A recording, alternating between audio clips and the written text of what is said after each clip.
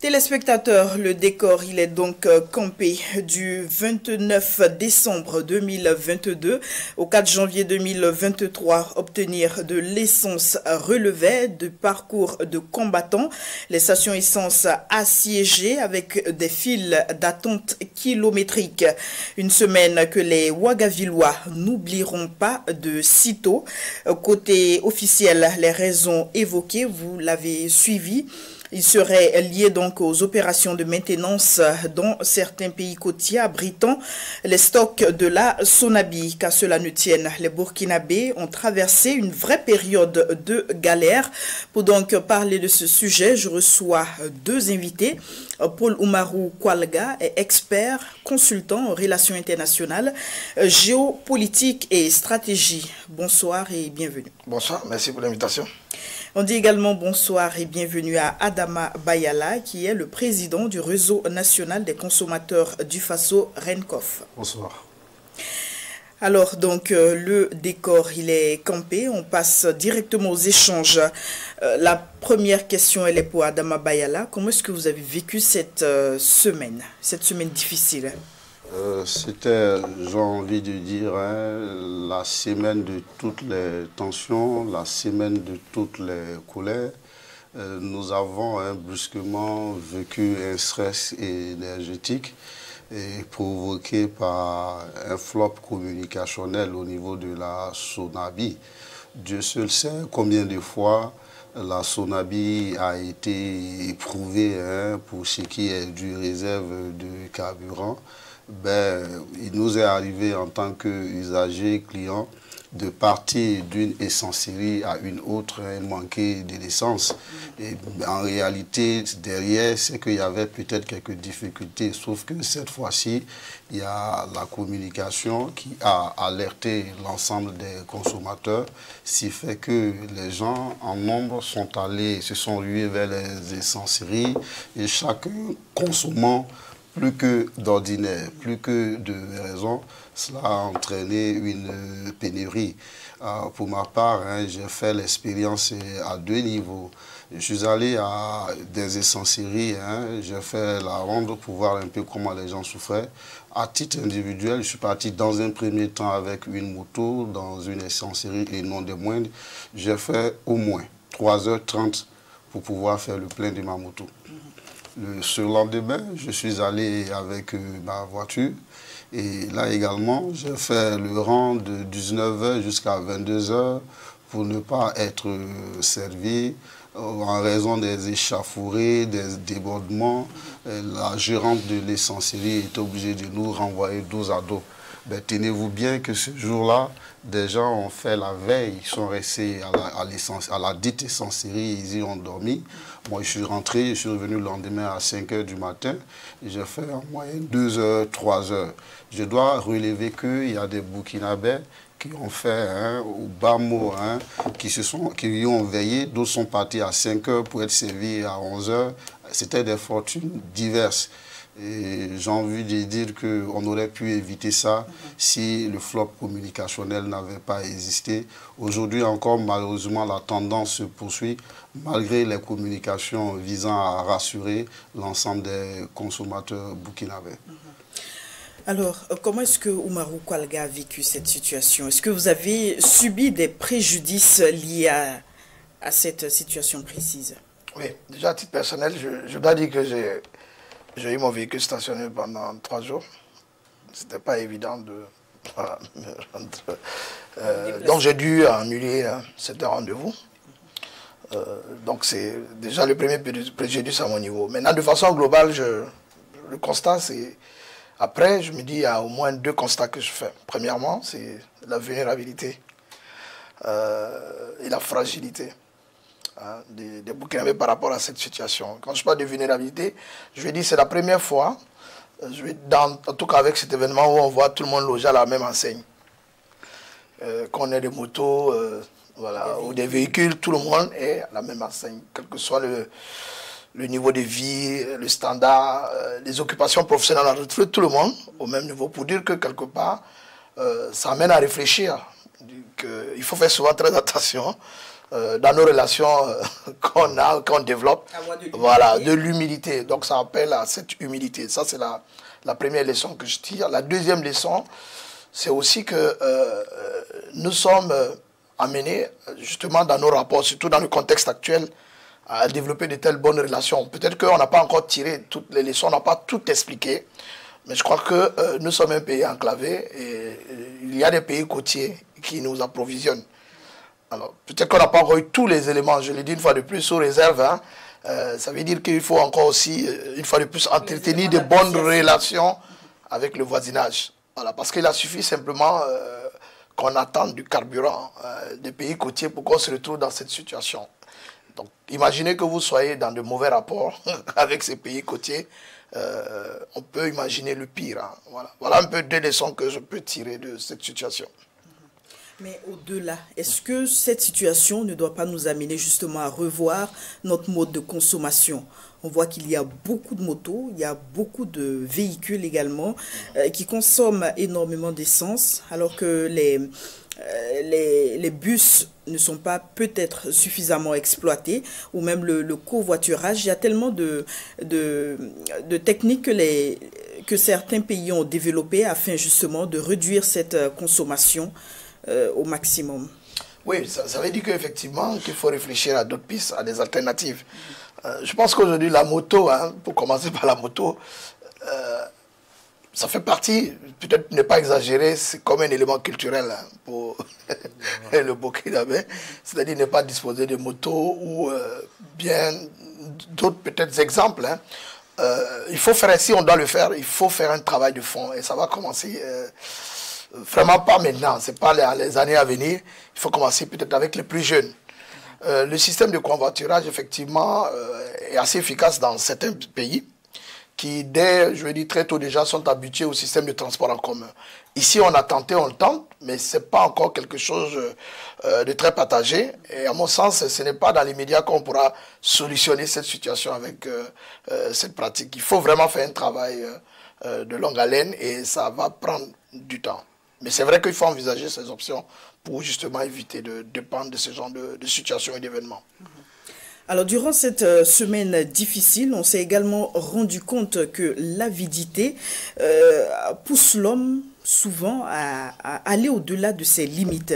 On a vu ces revendeurs qui ont profité justement de la vulnérabilité, de la détresse des usagers pour s'enrichir en triplant le prix de l'essence. Alors, du côté du RENCOF, est-ce que des actions ont été menées précisément, ne serait-ce que des dénonciations ou même des sensibilisations? Je dois dire, hein, malheureusement, c'est l'une des conséquences dommageables de cette perturbation, j'allais dire pénurie de carburant au Burkina Faso. On a vu des jeunes, des revendeurs poussés par la cupidité, l'avidité, vendre le litre de l'essence à 3 000 francs ici, 3 500, et même voir 5 000 francs CFA là. Excusez-moi, je suis un peu grippé quoi, à l'image du pays. Je voudrais prier les téléspectateurs de me comprendre et de me pardonner. Donc, tenez-vous bien qu'on l'a vécu très souvent avec la complicité soit des gérants ou des propriétaires des essenceries. Parce que des nuits, on a pu le constater dans des essenceries, des patrons renvoyaient les usagers hein, qui se ruaient dans les essenceries chez eux et revenaient tard dans la nuit, autour de 1 h du matin, 2 h, 3 h, remplir des bidons, des fûts et puis alimenter le marché noir. C'était catastrophique, c'est entre autres des conséquences. Autre conséquence aussi, il y a eu la perturbation du trafic interurbain, il y a eu les retards dans les services, et il y a eu, certains ont essentiellement passé des matinées entières à rechercher les hydrocarbures. Pour notre part, au niveau du réseau national des consommateurs du Faso, nous avons entrepris de nombreuses actions, ça je dois lui dire. Et nous avons, moi, à titre personnel, et avec d'autres camarades, nous avons quadrillé la ville de Ouagadougou et même alerté les camarades de l'intérieur du pays comme Boubou Dioulasso. Nous avons fait la ronde des essenceries pour faire des constats. Et tenez, il y a des essenceries au niveau de la ZAD au niveau de Karpala, au niveau de Komsilga, et même sur la route qui mène à Waiguya, au niveau des postes de péage, je vais taire les noms des essenceries. Alors nous avons constaté, tenez-vous bien, que les essenceries servaient les usagers avec les bidons de 5 litres, 10 litres, 20 litres, et ce qui était formellement interdit par une note du ministère. Qu'avons-nous fait dans ces cas d'espèce? Nous sommes allés vers, ils se reconnaîtront bien entendu ce soir, nous sommes allés vers les responsables des essenceries pour les sensibiliser. Nous étions là quand des gens venaient avec des bidons, nous avons tout fait en vain dans certains cas. Et donc, nous avons alerté le directeur de cabinet du ministère en charge du commerce que nous saluons. Nous saluons également le directeur général du contrôle et de la répression des fraudes, de la fraude, qui a fait un travail très, très formidable avec nous. C'est-à-dire, chaque fois que nous l'interpellons, chaque fois qu'il dépêchait une équipe sur le terrain, nous avions sincèrement très bien travaillé dans la journée du vendredi. Mais je dois dire que le lendemain, samedi, en raison de la tension qui a eu lieu en ville, n'ont pas pu prendre les dispositions pour se déployer sur le terrain le samedi. Et donc nous avons continué le samedi avec la brigade de recherche de la gendarmerie aussi qui s'est déployée sur le terrain. Mais je dois aussi relever qu'en début de cette semaine jusqu'à ce jour, la brigade mobile de contrôle et de la répression des fraudes a poursuivi le travail sur le terrain. Voilà essentiellement ce que nous avons fait à titre de sensibilisation, de dénonciation et même de veille. Et nous avons tellement talonné les agents du ministère en charge du commerce que chaque fois que nous les relançons, nous commençons par « c'est encore nous, prier, nous comprendre ». Ce qui a fortement contribué à assainir un tout petit peu ce trafic qui est né autour justement de cette situation. Que des Burkinabés s'enrichissent sur la détresse des autres. C'est assez difficile à comprendre, Oumarou Koualga. Oui, justement, ça met, quelque part, ça nous permet de comprendre l'incohérence souvent de nos citoyens. C'est-à-dire, sur certains sujets, nous sommes les premiers voilà, à se porter souvent en donner des leçons et accuser systématiquement les autres. Il a suffi simplement de cette situation pour comprendre jusqu'à quel point on peut être assez cupide. Vous voyez que chaque fois, moi je suis celui qui, je défends cette position comme il se doit. Et voilà, il y a dans ce pays comme peut-être ailleurs, toujours cette théorie du complot. On a toujours accusé les autres d'être des gens qui nous pillent, qui pillent nos ressources, qui nous exploitent. Bon, autant de choses qu'on entend ça et là, surtout sur un certain nombre de sujets, un certain nombre de débats. Et ça veut dire que quelque part au-delà de ce qu'on entend sur certains sujets, après il y a une certaine incohérence par rapport à ce qui s'est fait dans la pratique. Cet événement nous a permis de comprendre que au-delà des discours qu'on tient, on n'est pas forcément aussi je vois, en harmonie avec ce qu'on défend comme cause. Voilà, on s'est dit, bon, donc il y a une nécessité en tout cas de travailler sur la culture de la citoyenneté, l'éducation citoyenne, de comprendre qu'en fait, avant peut-être d'accuser les autres, il faut d'abord commencer à assainir à l'intérieur. Et ça commence justement par ces genres d'événements qui montrent jusqu'à quel point on peut être quel type des citoyens. Et vis-à-vis d'abord, je vais dire, de nos compatriotes, mais après, dans le Conseil des Nations. Donc, il faut commencer déjà par ça. Et pour moi, il y a un travail à faire au niveau de la société civile et de bien d'autres structures qui doivent jouer sur ce tableau pour commencer déjà à ce niveau-là qui est, pour moi, essentiel, hein, parce que tout part de là, avant que, bon, on aille sur d'autres dossiers un peu plus souvent délicats et constants, qu'on n'a peut-être pas tous les contours de la question, peut-être pour se prononcer là-dessus. Alors, pas culture de la citoyenneté, j'aimerais peut-être ajouter également culture de la dissémination des rumeurs. Parce qu'on a vu la pagaille qui a eu lieu le 7 juillet, rien qu'hier, où les stations ont été encore prises d'assaut suite à des rumeurs qui ont été propagées sur les réseaux sociaux. Il faut, comment justement éviter cette rumeur-là? Est-ce que les autorités, je parle bien sûr de le service communication de la SONABI ou même celui du gouvernement, ne devraient pas être plus alertes justement pour éviter que de telles informations prennent autant d'ampleur? Oui, c'est la question des fake news, hein, on va dire entre autres, hein, parce que depuis quelque temps quand même, on voit qu'il y a une sorte de propagande qui utilise voilà ces genres de canaux et qui diffusent un certain nombre d'informations qui peuvent souvent, à la limite, c'est vrai que ce qu'on a déploré, ce sont des effets collatéraux pour certains, mais ça y va souvent aussi, ça peut aller très loin. Voilà, donc il y a vraiment intérêt. Je pense que les gouvernants eux-mêmes, quelque part, commencent à être surpris de ce genre de comportement. Il y a des officines dont on ne sait d'où voilà, ça provient et qui sont spécialisées aujourd'hui dans ce genre de choses, qui interviennent dans tous les pans. On a vu avec les questions économiques, les questions politiques, j'allais dire, on a vu ce que ça a eu comme effet, comme impact. Et maintenant, c'est sur les questions d'énergie. Demain, on ne peut pas s'imaginer jusqu'à où on peut aller parce que il y a un travail à faire. C'est vrai qu'il y a des organisations de la société civile qui travaillent un peu à contrer ce genre de situation par des formations, de la sensibilisation, l'éducation. Je crois qu'on doit l'inscrire aujourd'hui plus que jamais parce que nous sommes en face de plusieurs défis à la fois. Il y a les défis sécuritaires, il y a la question politique. Maintenant, si les questions économiques, énergétiques s'invitent, je veux dire, dans ce genre de situation, si on n'arrive pas à contrôler, je peux parier sans vouloir être optimiste et pessimiste que les jours à venir vont être assez difficiles pour nous. Donc il faut aborder la question frontalement. Chacun doit interpeller à jouer sa partition pour qu'on évite ce genre de situation, effectivement. Moi, sur la question, je voudrais dire que le principal enseignement que moi je dis, c'est qu'on n'a pas encore touché le fond.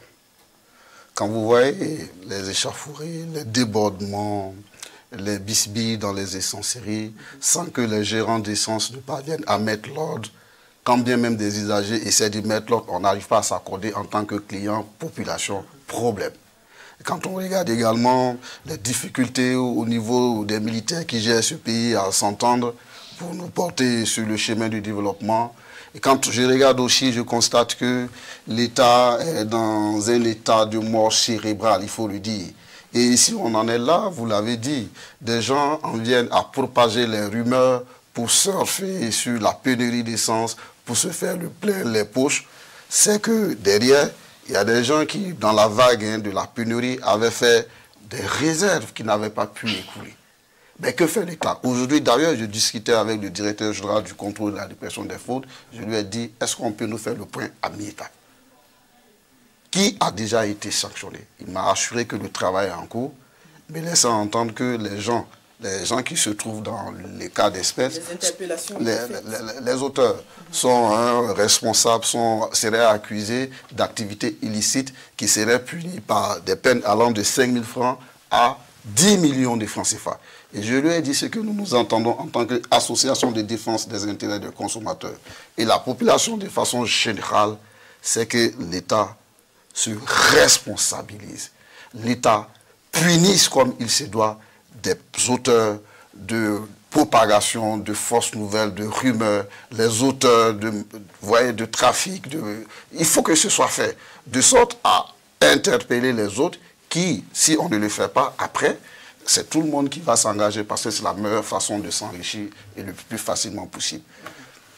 Alors toujours sur le sujet de l'essence, très rapidement, avant de passer à un autre sujet, est-ce que cette crise, c'est vrai que les raisons officielles ont été rendues publiques concernant le nettoyage de certains stocks dans les pays côtiers, mais un peu plus loin, nombreux sont ceux qui estiment que c'est peut-être l'occasion de relancer ce débat-là autour de l'audit de la SONABI pour connaître la gestion exacte de cette société d'État. Oui, je suis de cet avis également. Il y a beaucoup de choses qui se disent ici et là.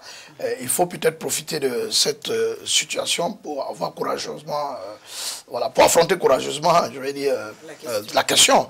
À un moment donné, je crois que, surtout quand on est en période de transition, quand on a décidé d'aller très vite, je crois que c'est l'occasion de toucher un certain nombre de segments très rapidement, apporter des réponses, et sinon peut-être les mettre en perspective pour peut-être les gouvernements à venir. Mais en tout cas, c'est l'occasion. C'est vrai que c'est un secteur très stratégique.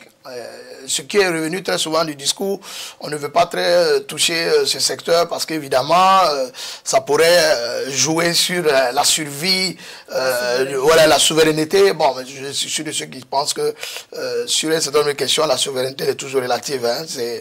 On peut à un moment donné essayer de voir ce qu'on peut faire pour éviter qu'on soit effectivement dans ce genre de situation. Il n'y a pas des secteurs, à mon sens, hein, d'autres États nous donnent des exemples, même quand on parle de secteurs stratégiques, mais il y a des leviers, il y a des possibilités souvent d'aller et de chercher à comprendre afin que... Parce que le plus important dans tout ça, c'est la survie d'abord de l'État, et puis des populations. Maintenant, après, certains intérêts individuels ou égoïstes, on peut les reléguer au second plan. En attendant, il faut que l'État survive. Et la survie de l'État passe effectivement par tous ces aspects. Bon, le gouvernement, hein, à travers la SONABI, le communiqué, là, il parle, a brandi essentiellement, j'ai envie de dire, 3 raisons. Moi, je vais faire focus sur 2. La question de la maintenance. C'est vrai qu'il y avait maintenance et c'était au Ghana, sauf que le Ghana, à en croire les responsables gouvernementaux et de la SONABI, n'avaient pas informé le Burkina Faso des travaux d'entretien. Est-ce que la bruit diplomatique est passée par là? Allons-y comprendre.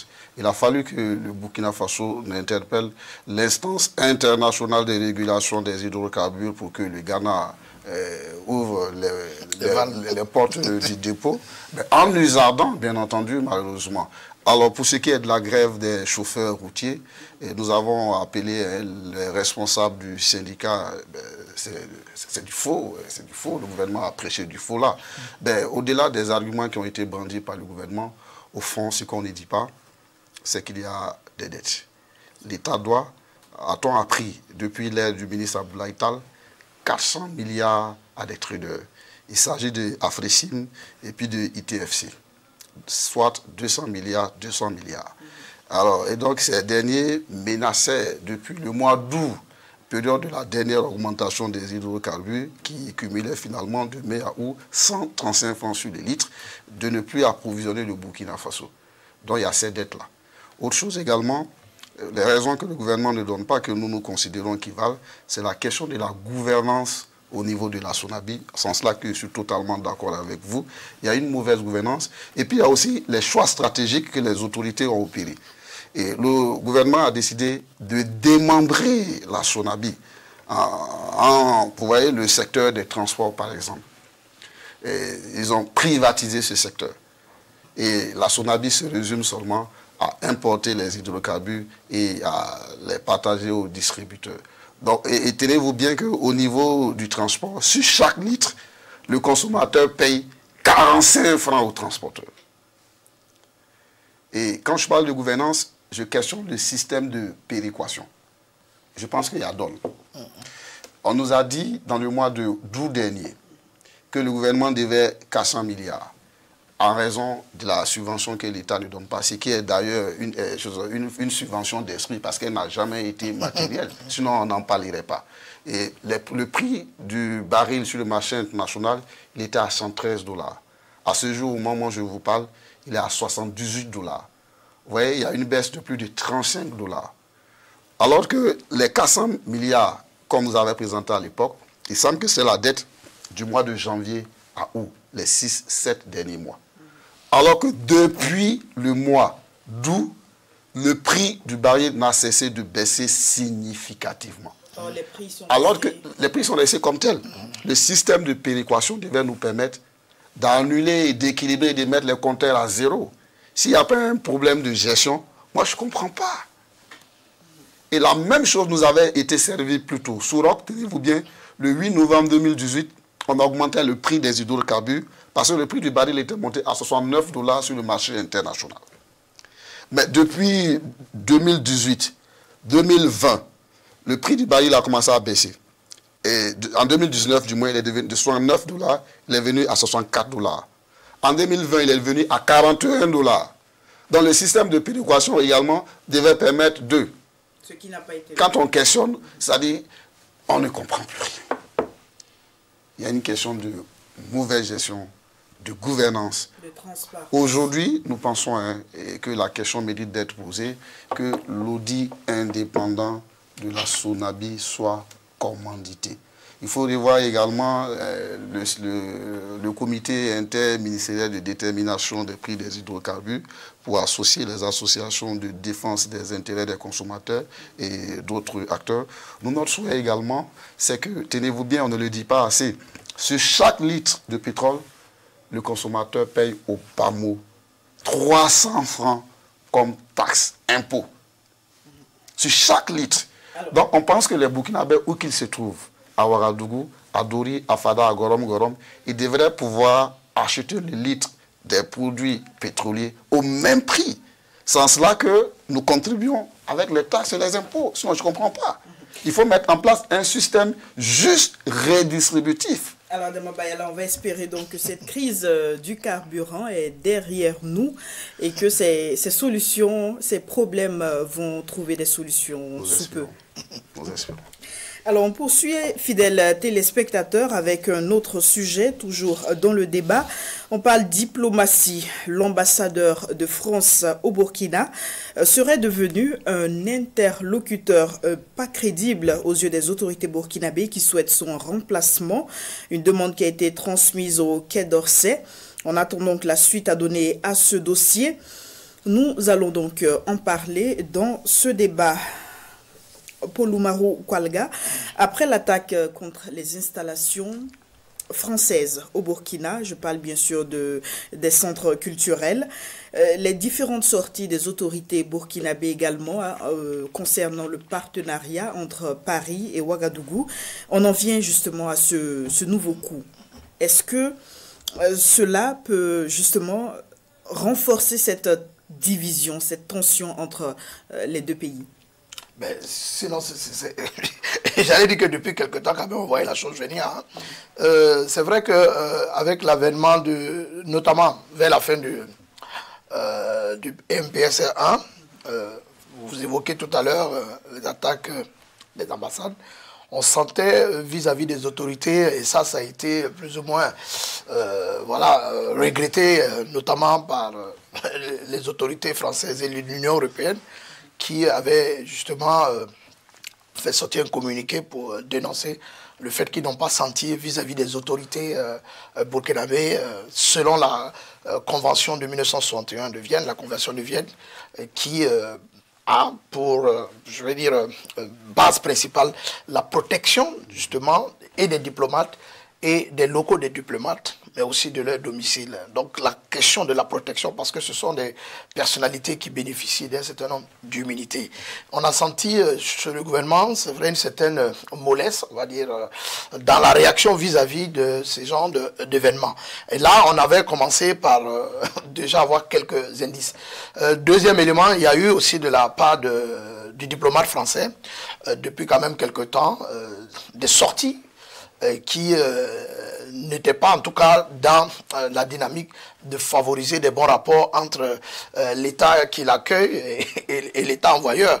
On l'a vu se prononcer sur un certain nombre de questions, sur par exemple l'insécurité, voilà, aussi depuis la France également sur des sujets qui fâchent, la question de la guerre civile et la question aussi souvent de certaines personnes ou de certaines populations qui intervenaient sur les réseaux sociaux. Je m'excuse de ne pas employer le thème, vous savez de quoi je parle. Il a eu quand même des sorties qui, en réalité, au lieu de favoriser, parce que c'est ça aussi la diplomatie, les rapports entre les États, c'est au-delà de la coopération de façon plus globale, c'est de permettre aux États entre eux d'avoir de très bons rapports. Ça, c'est la règle principale de la coopération.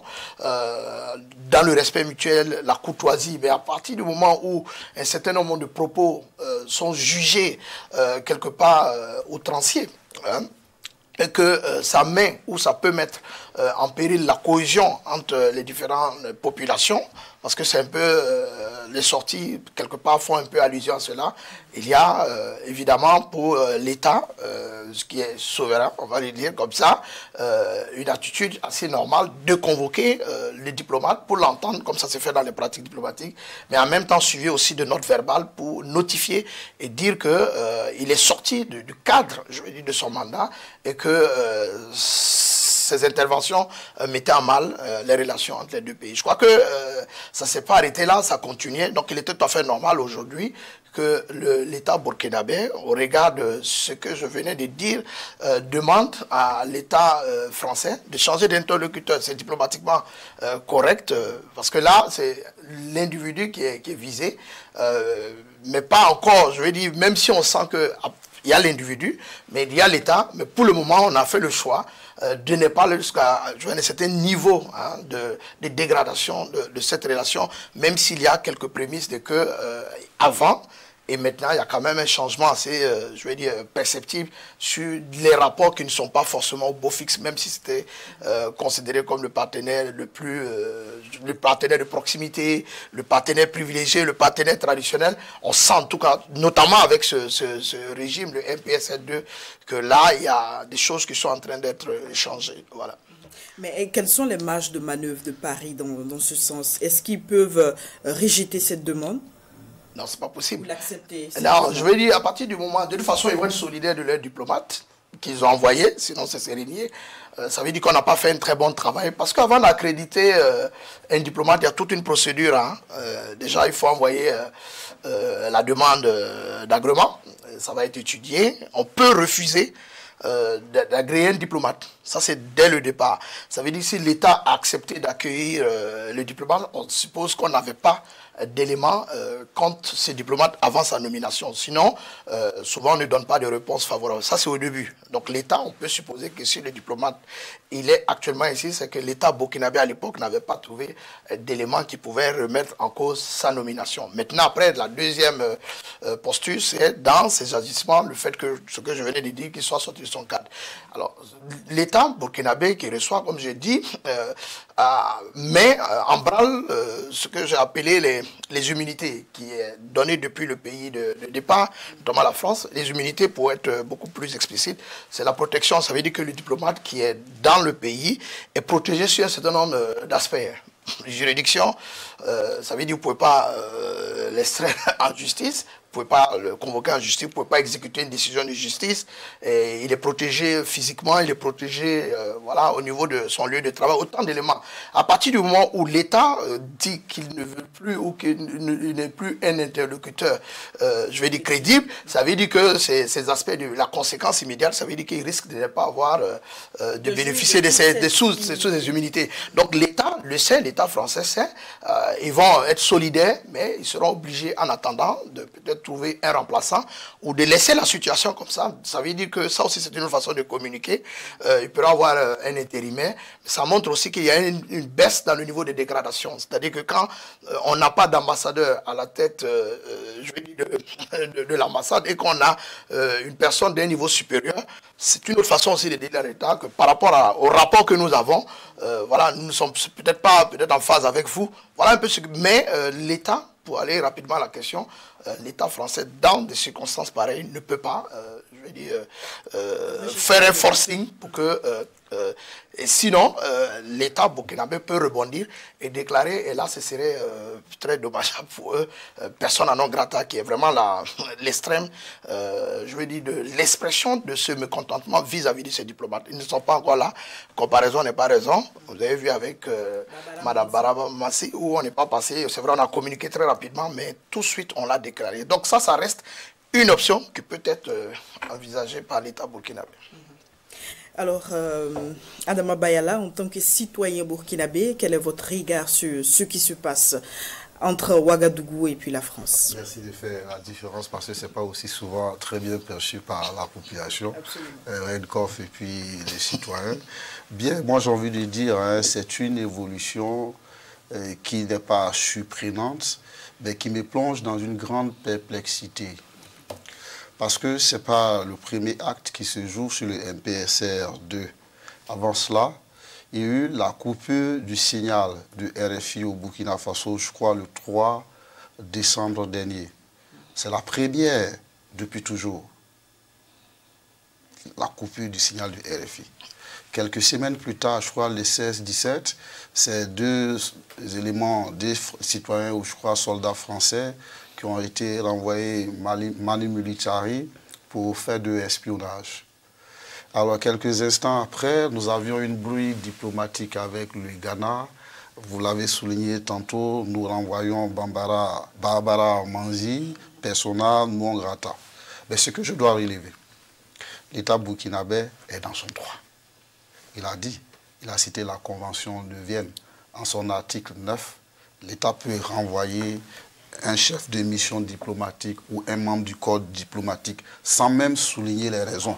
Je crois qu'en l'État, le Burkina n'a pas encore présenté les raisons. Ce sont des supputations, on entend dire, vous avez cité quelques éléments.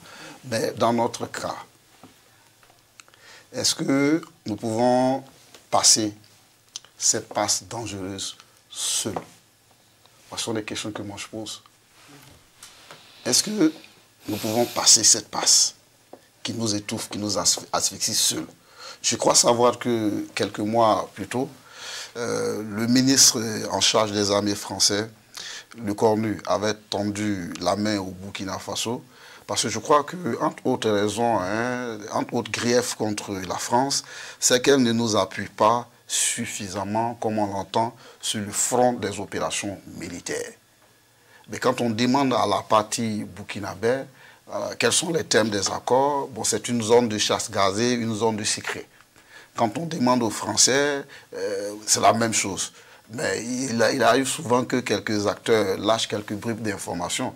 Il ressort que des accords qui lient les deux États, chaque fois que de besoin, une des parties, en l'occurrence le Burkina Faso, devrait interpeller la France, mais longtemps avant, de sorte qu'elle prenne les dispositions pour intervenir chaque fois que de besoin. Il peut arriver que les avions ou les ressources attendues soient en mission ou bien reviennent de mission en situation de maintenance. Sauf que dans le théâtre, dans le cas des opérations de lutte contre le terrorisme, c'est une zone aussi d'imprévisibilité. Donc, se trouve-t-il que voici un peu les difficultés. Je crois savoir que, après le Mali, nous avons voulu défoncer une porte ouverte. Les Français ont senti le danger venir. Ils disent, on veut revenir sur la table de négociation en vous tend la main. Moi, je crois qu'ici, le Niger a accepté la main tendue. Je crois savoir, à moins de me tromper, le Niger se porte bien quand même. C'est peut-être, moi je pense qu'on aurait pu essayer d'aller à la table, on n'a même pas pris la main, essayer de comprendre un peu qu'est-ce qu'on nous propose, quels sont les tenants, les aboutissants. À l'heure qu'il est, je crois, j'ai envie de dire que le Premier ministre est allé en Russie, pour réchauffer les relations avec la Russie, elle-même qui est asphyxiée, qui ploie sous le poids de la guerre contre l'Ukraine, a-t-elle encore les moyens pour nous aider, si tant elle-même, elle dépend de l'aide de la Corée du Nord et de l'Iran? Alors, je ne crois pas qu'on soit au même stade de dégradation des relations comme le Mali, n'est-ce pas? Non, non, non. C'est-à-dire qu'aujourd'hui, effectivement, on sent qu'il y a quand même quelques frictions. Il y a des incompréhensions, il faut peut-être le dire comme ça. Et puis, la vision, voilà, par rapport au régime actuel. Je veux dire que chaque régime a ses orientations, sa vision, et puis effectivement, sa façon de voir les choses et les objectifs qu'on poursuit. Donc il faut interroger tous ces aspects pour voir un peu jusqu'à quel point, peut-être qu'aujourd'hui, c'est ce qui est en train d'être, en tout cas, ce qui se voit en tenant compte des déclarations, des attitudes et des comportements, que peut-être avoir défini des objectifs, en tout cas de cette transition actuelle, on estime que notre salut se trouve peut-être en s'alliant à d'autres partenaires. Notamment, il a dit tout à l'heure, en renforçant l'axe avec la Russie. On a vu le Premier ministre, c'est une voix officielle, qui s'est déplacé, même si ça a été fait un peu à la surprise, demander, je ne sais pas jusqu'à quel niveau, quel est le degré ou de la posture. Je sais que c'était un entretien qu'on a vu. Je ne peux pas forcément me prononcer sur tout le contour. Mais en tout cas, si on tient compte de ce qu'il a dit, il demande à la Russie de prendre davantage de place, en tout cas dans le contexte actuel du Burkina. Donc ça, c'est un message officiel sur lequel quand même on peut... voilà. On remarque aussi que le régime actuel renforce des axes au niveau de la sous-région. On voit que l'axe Ouaga-Bamako est l'axe privilégié, contrairement aux autres régimes jusqu'à là, qui privilégiaient l'axe Abidjan-Ouaga ou Abidjan-Ouaga-Niamey dans une bonne mesure. On voit que là, on est focus sur l'axe Ouaga-Bamako.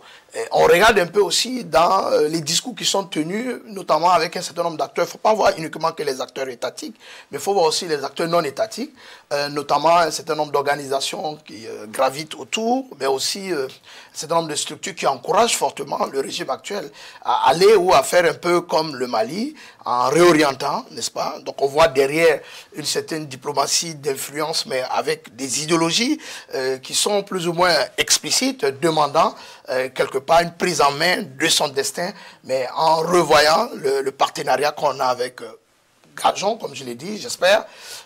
Les diplomates sont là, et ils savent de quoi il s'agit, que les objectifs assignés à cette transition, surtout que on remarque notamment, dernier élément, que le ministre, la même ministre des Affaires étrangères qui était sur le MPSC 1 au MPSC 2 change un peu de tonalité. Donc je me dis que ça s'inscrit dans la nouvelle dynamique et de l'orientation.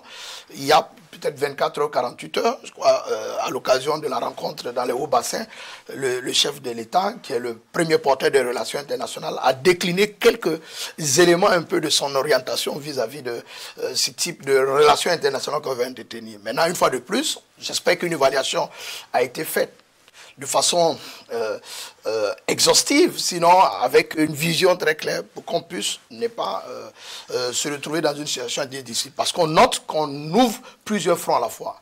On a ouvert un front avec l'ACRA, on ouvre un front avec les Nations Unies, on ouvre un autre front avec la France, et puis bon, qui sera le tour, à qui le tour demain. Donc autant d'éléments pour un État, pour une période de transition assez courte. Parce qu'il ne faut pas l'oublier que nous sommes en transition. On doit faire des arbitrages, je veux dire de façon très froide, très lucide, et puis ne pas se laisser emporter par souvent quelques vents de populisme. Alors, on termine avec le troisième sujet de ce débat, le long feuilleton politico-judiciaire entre le Mali et la Côte d'Ivoire sur l'affaire des 49 soldats ivoiriens a connu son épilogue le 7 janvier. Après les étapes arrestation, accusation, médiation, procès, les militaires ivoiriens ont été graciés vendredi par le président Assimi Goïta. Les ex-détenus sont rentrés chez eux hier et accueillis par Alassane Ouattara himself. Retour sur cet élément avec Thierry Sawadougou. Condamnés à des peines maximales puis graciés, les soldats ivoiriens sont accueillis en Euro ce samedi 7 janvier 2023 à l'aéroport international Félix Houphouët-Boigny. Si leur retour suscite beaucoup d'enthousiasme en Côte d'Ivoire, il faut noter que cette histoire a mis à mal les relations entre Bamako les soldats ivoiriens sont accueillis à l'aéroport de Bamako le 10 juillet 2022 et accusés de déstabilisation du pouvoir d'Assimi Goïta. Les militaires ivoiriens sont incarcérés par les autorités maliennes qui les considèrent comme des mercenaires. Ces arrestations n'ont pas été du goût de la présidence ivoirienne qui, par un communiqué, demande une libération immédiate de ces soldats. Chose que les dirigeants maliens ont refusé et s'en est suivi des déballages de preuves de l'implication de ces soldats dans le processus de faire tomber le régime militaire de Bamako. Voyant l'entêtement du régime Goïta, le pouvoir ivoirien a demandé la médiation de la CEDEAO. Oumarou Sissoko Embalo, président de la CEDEAO, a alors exigé au Mali la libération de ses militaires. Ces interventions n'ont pas été du goût de Bamako, qui l'a fait savoir en précisant toutefois que le Mali est un pays souverain et n'attend pas recevoir des ordres venant d'ailleurs. Voyant la situation se compliquer davantage, c'est au siège des Nations Unies que l'affaire est portée. Et cette tentative, comme les précédentes, sera infructueuse. Bamako et Abidjan se font une guerre froide, avec pour conséquence une fragilisation de la diplomatie entre les deux États. N'ayant pas obtempéré à l'ultimatum de la CEDEAO, les canaux de la diplomatie togolaise sont privilégiés. De cette médiation a abouti à la libération en guise de bonne foi pour renouer les relations entre voisins, 3 soldats qui avaient écopé d'une condamnation à vie et de 20 millions de francs CFA d'amende. C'est le 6 septembre 2022 que les 3 militaires, des femmes, sont relâchés. Voyant Bamako jouer la carte de l'apaisement, les autorités ivoiriennes ont poursuivi le chemin du dialogue. Dans la foulée, le 30 septembre 2023, les 46 soldats toujours détenus sont jugés en 2 jours et condamnés à 20 ans de réclusion criminelle. Le 22 décembre, la Côte d'Ivoire dépêche une délégation à Bamako pour négocier. de ces négociations ultimes naquit une grâce présidentielle qui redonne aux militaires ivoiriens leur liberté. Alors très rapidement, très sportivement, nous allons donc analyser ce sujet, ce troisième et dernier sujet retenu pour le débat.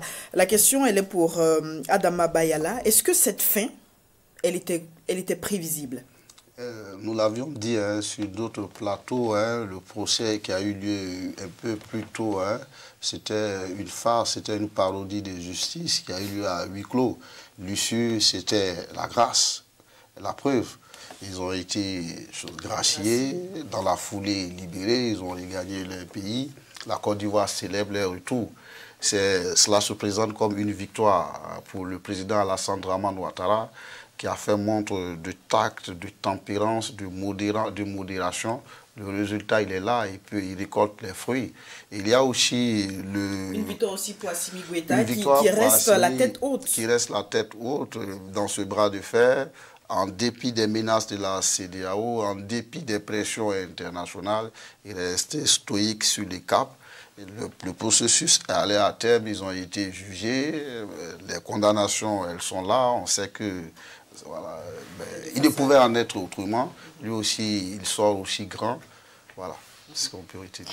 Est-ce que cela va contribuer justement à un retour à la normale, à baisser cette tension qui existait entre Bamako et Abidjan? Oui, a priori oui.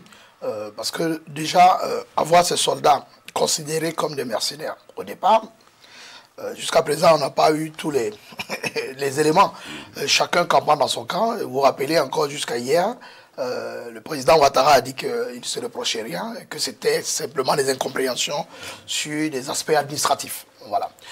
Il a été renforcé par cela, à titre peut-être de rappel rapidement, par les Nations Unies, qui sont allés dans cette même logique, qui disait qu'en réalité, que ce n'était pas des mercenaires. Donc je vais dire que sur ce plan-là, quel que soit ce qu'on va dire, il y a quand même une constante. Il y a l'État ivoirien, mais il y a aussi les autres partenaires, que ce soit la CEDEAO, les Nations Unies, qui ont soutenu le fait que ce ne soient pas des mercenaires. Ça, c'était notre débat. Maintenant, après, je vais dire aujourd'hui, comme il l'a dit, le procès venait comme, je vais dire, pour sauver un peu le soldat Goïta, on va dire. Parce qu'il fallait passer par cette case-là, essayer d'atténuer un peu, parce qu'il y avait d'énormes pressions sur lui. Il y avait d'énormes pressions sur lui, il y avait des pressions de la part des Nations Unies. Vous dites qu'il est resté stoïque, mais je pense qu'il faut relativiser. Il y avait la CEDEAO. Je crois qu'après avoir vécu une première expérience avec les premières sanctions de la CEDEAO, je crois qu'il était mieux placé pour comprendre qu'il ne pouvait pas prendre ce luxe ou ce risque-là d'aller vers d'autres sanctions. On va dire tout ce qu'on veut dire là-dessus, mais moi je parle avec des éléments factuels. Alors, donc arriver à cette situation et gracier les 46 soldats ivoiriens permet justement aux deux États, quelles que soient les incompréhensions, les tensions, parce que ça c'est inhérent à la vie des États. C'est-à-dire qu'il y a des moments où vous êtes en de bons termes, et puis il y a des moments où, pour quelques événements, vous êtes dans des situations de tension. De repartir sur de nouvelles bases, surtout qu'ils ont beaucoup de choses à partager ensemble. Ne serait-ce que la forte présence des populations maliennes en Côte d'Ivoire était un élément, je vais dire, assez important pour apprécier ce type de crise. Souvent, dans de pareilles circonstances, il faut plutôt voir peut-être les conséquences que les causes. Je crois qu'on a pris au départ le problème beaucoup plus sur les causes et on n'a pas vu les conséquences. Il aurait suffi simplement que le président Ouattara et peut-être quelques membres de son gouvernement, notamment le ministre de la Défense ou le ministre des Affaires étrangères, se présentaient comme, je vais dire, dans une situation de rapport de force, parce que là aussi, il fallait interroger les rapports de force. Et je n'étais pas très sûr que le rapport de force se trouvait du côté du Mali. Donc je pense que c'est en cela que cet acte, cette culture de la diplomatie a évité qu'on ait des problèmes en Côte d'Ivoire. Parce qu'on l'a vu, raison n'est pas raison, on l'a vu avec les Burkinabés lors de la crise ivoirienne, ça aurait pu se passer autrement. Donc il faut saluer un peu tout ce qui s'est passé autour, mais saluer la médiation aussi togolaise, qui est assez importante, qui a joué un rôle crucial dans le dénouement de cette crise. Pour dire en conclusion que de toute façon, une crise, comme on l'a dit, la négociation peut se trouver au début, au milieu ou à la fin. Et on finit toujours pas se retrouver à la table de négociation. Maintenant, on a peut-être perdu du temps. On a de part et d'autre sorti souvent des termes qui vont heurter, qui vont rester au travers de la gorge de beaucoup de personnes. Mais toujours est-il que, bon, heureusement que la situation se termine en beauté. Vous voyez que ces soldats ont été célébrés à une certaine heure tardive pour dire que quelque part, bon, pour la Côte d'Ivoire, on va dire que c'est une victoire. Diplomatique. Une petite précision. Je voudrais dire que derrière ce bras de fer aux entournures politiques et diplomatiques, il y avait des enjeux économiques et financiers derrière. Et il a dit, c'est vrai, grâce à la médiation togolaise, les frères fument le calumet de la paix. Je dois dire que c'est le président Faure Gnassingbé Eyadema qui soit grand. Il est en passe, il est en train de marcher dans les pas de son père et même de Blaise Compaoré dans la sous-région. Alors, finalement, on ne saura jamais la vérité sur cette affaire. Alors, c'est vrai. Vous savez, à un moment donné, comme je l'ai dit à la fin de mon développement, si on cherche souvent à s'appesantir sur les causes, on risque peut-être d'avoir des conséquences beaucoup plus graves. Je crois qu'à un moment donné, les États, de façon très froide, mais quand on écoutait le président Ouattara hier, il est resté campé sur sa position. Il a dit qu'il ne se reproche rien en réalité, qu'il n'a rien à se reprocher. Ça veut dire quelque part, à ce niveau-là, qu'il donne une réponse pour dire qu'en réalité, pour lui, ce sont des incompréhensions, ce sont des problèmes administratifs. Alors, jusqu'à présent, je crois que quand même le langage a changé. À l'époque, les Maliens étaient dans une logique de dire que ce sont des mercenaires. Je crois que ça, c'était un tournant décisif. Hein. Oui. Vu la peine qui leur a été justement infligée, on peut dire donc que Bamako est resté également droit dans ses bottes. Ah oui, il faut être cohérent avec ce qu'on a dit dès le départ. Quand on considère que les gens portent atteinte à la sûreté de l'État, je crois que la peine maximale, c'est peut-être ça. Ça ne pouvait pas être moindre que cela. Puisque ce qui a été évoqué par Bamako, c'est l'atteinte à la sûreté de l'État. Ils ont considéré que ces soldats pour les Ivoiriens sont des mercenaires. Donc c'est vraiment en cohérence avec ce qui a été, je vais dire, porté à la connaissance de l'opinion nationale et de l'opinion internationale et de considérer que ces soldats sont des mercenaires. Maintenant, les 20 ans, c'est de dire quelque part, c'est un peu, je ne dirais pas faire une comparaison comme un jugement de Salomon pour dire, bon, tout le monde a tort, tout le monde a raison. Je crois que le plus important, hein, de toute façon, les soldats sont rentrés. Ils ont eu des familles. On a entendu beaucoup de choses là-dessus. On a dit que même en interne au Burkina, parce que cette crise aussi a permis de voir jusqu'à quel niveau la Côte d'Ivoire aussi est divisée sur les positions, sur beaucoup de choses. Vous avez une photo officielle. C'était même avait dit que parmi les soldats, il y avait que quelques soldats ivoiriens et que le reste du contingent était des soldats étrangers. Je crois que les populations ou les autorités maliennes connaissent ceux qui étaient plus ou moins emprisonnés et pourront peut-être voir à l'image de photo si ces soldats ont été replacés. Parce que ça aussi, c'est des choses qu'on a entendues pour dire que quelque part, il y a peut-être avec le temps des historiens ou des gens qui vont travailler spécifiquement sur la question, parce qu'il y a quand même des scripts. Moi, j'ai un partenaire qui est ivoirien, qui travaille un peu sur les mêmes questions que nous.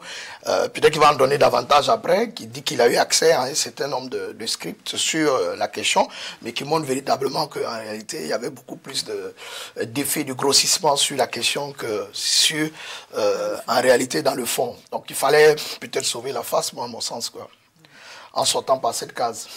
Alors, merci à vous, Paul Oumarou Koualga. Merci d'être venu et d'avoir apporté justement tous ces éléments d'analyse et d'appréciation autour des sujets que nous avons retenus pour le débat du soir.